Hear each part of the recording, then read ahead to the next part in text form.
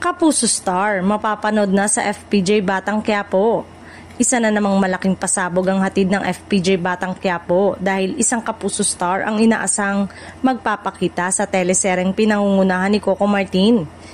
Kilala ang serye sa pagbibigay daan sa mga artistang mula sa iba't ibang network, kaya't hindi nga nakapagtataka kung bakit muli itong nagbukas ng pinto para sa isang personalidad mula sa GMA. Ang hakbang na ito ay patunay na patuloy na lumalawak ang mundo ng Batang Quiapo. Hindi lang sa kwento kundi pati na rin sa mga artista nitong bumubuo ng powerhouse cast. Bagamat wala pang kumpirmadong detalye kung ano ang magiging papel ng Kapuso Star, marami na ang naghihintay kung magiging kakampi ba o kalaban siya ni Tanggol. Ayon sa mga fans, tiyak na mas lalong titindi ang mga eksena at magdadagdag ng bagong kulay sa takbo ng istorya ang kanyang karakter.